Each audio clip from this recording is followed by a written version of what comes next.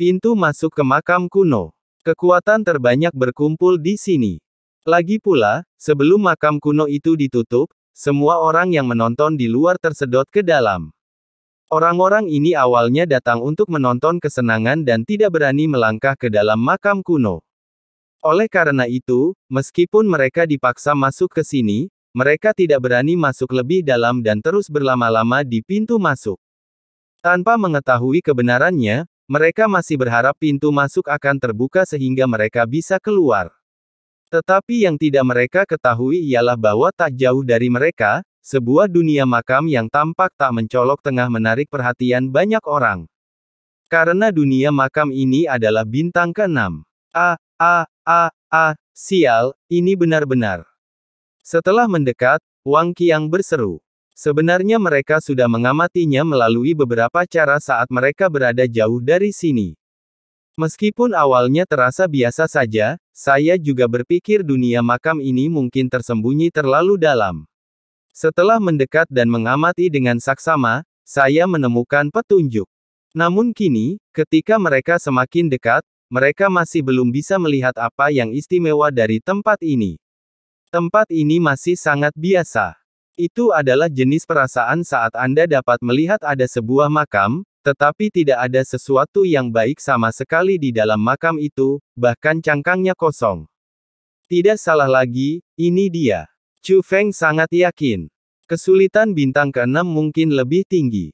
Mungkin sesuatu yang berbeda akan terjadi dari sebelumnya, jadi kita harus lebih berhati-hati. Chu Feng menatap Shen Hui secara khusus. Lagi pula, dia memegang formasi teleportasi yang bisa membantu mereka melarikan diri. Jangan khawatir, Tuan Chu Feng, kata Shen Hui. Oleh karena itu, semua orang berhati-hati dan melewati lapisan penghalang dengan sangat lancar. Namun saat ia melangkah ke dalam dunia makam ini, Chu Feng mendapat firasat buruk. Sebelum mereka sempat mengamati dunia makam ini dengan saksama, langit tiba-tiba berubah menjadi merah darah. Jika diperhatikan lebih dekat, Anda dapat melihat kesombongan yang meningkat. Itu bukan awan gelap, karena auranya berwarna merah darah, seolah terbuat dari darah, dan mengandung kekuatan yang sangat dahsyat. Itu formasi blokade. Tuan Chu Feng, formasi teleportasi telah diisolasi.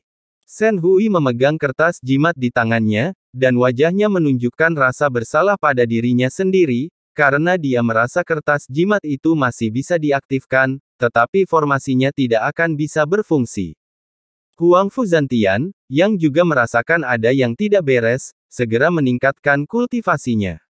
Ia kemudian menggenggam tombak dewa dan menusukkannya ke api merah. Gemuruh, riak-riak mengamuk di luar api merah, tetapi api merahnya tetap utuh. Apa yang terjadi? Apakah ini jebakan? Huang Fuzantian juga mengerutkan kening. Sebab, api merah saat ini, meskipun kuat, jelas tidak sesuai dengan aura dunia makam ini, artinya itu bukanlah kekuatan yang ada di dalam dunia makam ini. Di sana, Chu Feng mengarahkan pandangannya ke langit tak jauh dari sana. Saat Chu Feng menoleh, kekosongan itu terpelintir, lalu sesosok muncul di hadapan Chu Feng dan yang lainnya. Orang ini mengenakan jubah merah, topi merah, dan jubah merah di belakangnya. Dan pada jubah itu tertulis kata-kata, Prison Marshal. Seseorang dari sekte penjara. Semua orang terkejut. Lagi pula, seseorang dengan ciri-ciri pakaian yang begitu kentara pasti berasal dari sekte penjara. Tetapi mengapa orang-orang dari sekte penjara datang ke sini? Apakah aura merah yang mengerikan itu berhubungan dengan orang-orang dari sekte penjara? Lagu Yun. Namun, sebelum Chu Feng dan yang lainnya sempat bertanya, orang itu sudah berbicara terlebih dahulu. Tatapan matanya tertuju pada Song Yun. Dari balik topi bambu, terdengar suara seorang pria parubaya. Namun selain Huang Fuzantian yang sudah mengambil tindakan, Chu Feng dan yang lainnya jelas masih bersembunyi dalam formasi. Pihak lain dapat melihatnya dengan jelas, dan ditambah dengan aura kuat yang menghalangi langit, ini membuat Chu Feng menyadari bahwa orang dari sekte penjara ini pasti sangat kuat. Tuan Xiaohu, mengapa kamu di sini? Song Yun juga menanggapi pada saat ini, berpura-pura penasaran.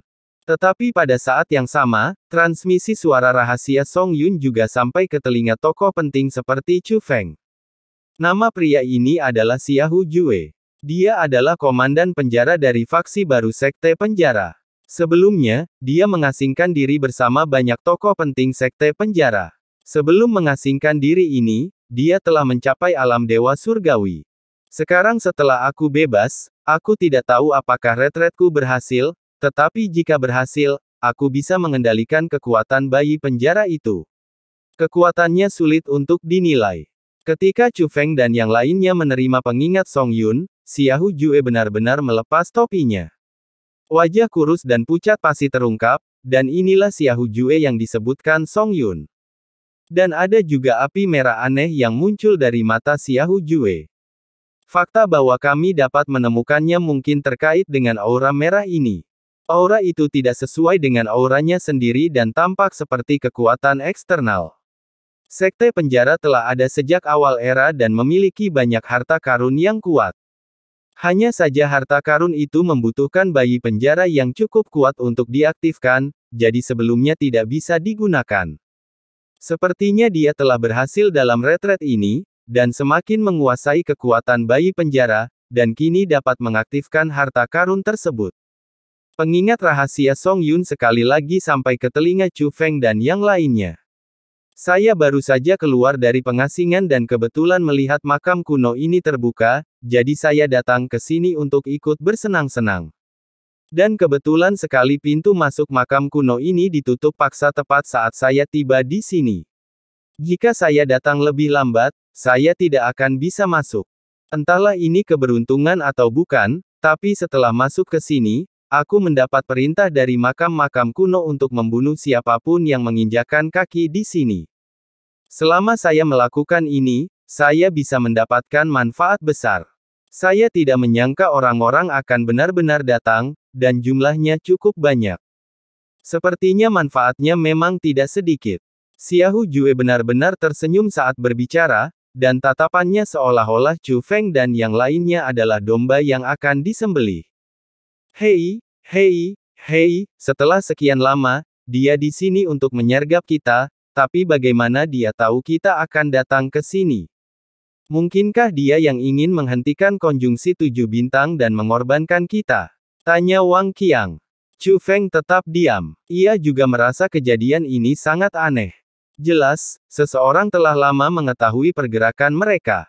Tetapi dia tidak tahu apakah ini benar-benar instruksi dari makam kuno atau tipuan seseorang. Tuan Xiahou, apakah ini salah paham? Tanya Song Yun. Kesalahpahaman macam apa itu? Membunuhmu akan menguntungkanku. Jika itu kau, apa kau tidak menginginkannya? Tanya Xiahou Juedu pada Song Yun. Tuan Xiahou, saya punya teman di sini. Bisakah Anda memberi saya sedikit perhatian?